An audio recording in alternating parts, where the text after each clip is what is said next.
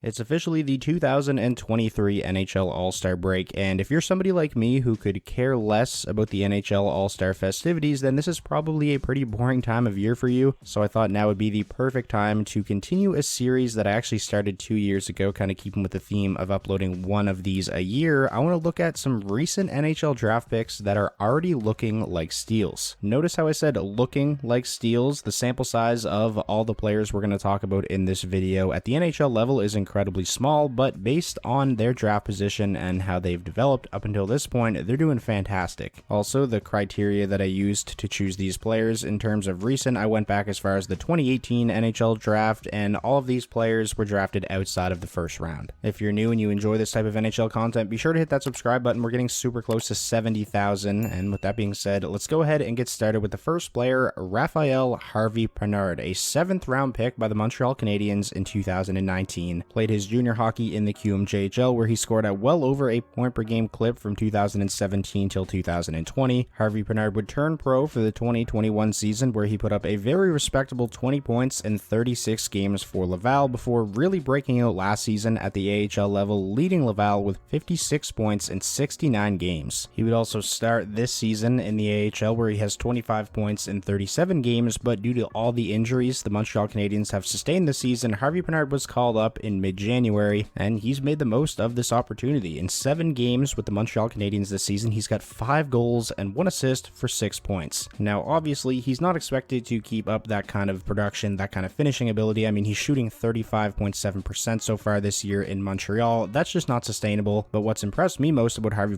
is his play away from the puck. He's a very tenacious player, undersized, but incredibly hardworking. Certainly has not looked out of place whatsoever. To me, he has all the makings of being a very good bottom 6 winger for a long time. Harvey has quickly became a fan favorite in Montreal. He's from Quebec. He's a French Canadian. The odds of a 7th round NHL draft pick, even playing a handful of games in the NHL, is incredibly small. Them developing into a useful NHL player is even smaller. So the fact that Raphael Harvey, a 7th rounder just, 4 years ago back in 2019, is already playing in the NHL and producing these kinds of results is really impressive. Just overall, a really awesome story. Next up on my list, we have Matthias Miceli, a 4th round pick, 98th overall by the Arizona Coyotes in 2019. Miceli would spend 2 seasons in the Liga after being selected by the Coyotes, where he put up fantastic numbers for a teenager, 69 total points across those 2 years. Spent the majority of last season in the American Hockey League, and despite playing just 47 games, he led the Roadrunners with 57 points. And that brings us to this season, where Miceli made the Arizona Coyotes out of training camp, and I feel like this year he's been one of the most underrated rookies in the league. I think a lot of that obviously has to do with the fact that he plays in Arizona, and he missed 90% of January with a lower body injury, but at the time he went down with that injury, he was 2nd in rookie scoring in the entire league, only behind Matty Beniers. As of today, Miceli sits 7th in rookie scoring with 22 points in 32 games, 19 of those 22 points being assists. He's a fantastic playmaker, really crafty set of hands, obviously great vision. I definitely consider Miceli a guy that's going to factor into the Arizona Coyotes' long-term plans. I think he's going to be a mainstay in that top 9 for a very long time, and getting a player like that in the 4th round is pretty incredible value. Moving along now, next up on the list, we have Sergei Marchenko, a 2nd round pick, 49th overall by the Columbus Blue Jackets in 2018. After being selected by the Blue Jackets, he would spend parts of 4 seasons in the KHL with St. Petersburg SKA, and over the past 2 seasons put up pretty strong numbers as a young player playing in a league that's widely considered by most as being the 2nd or 3rd best league in the world. This season, Marchenko would finally bring his game to North America, where he started in the American Hockey League for the Cleveland Monsters,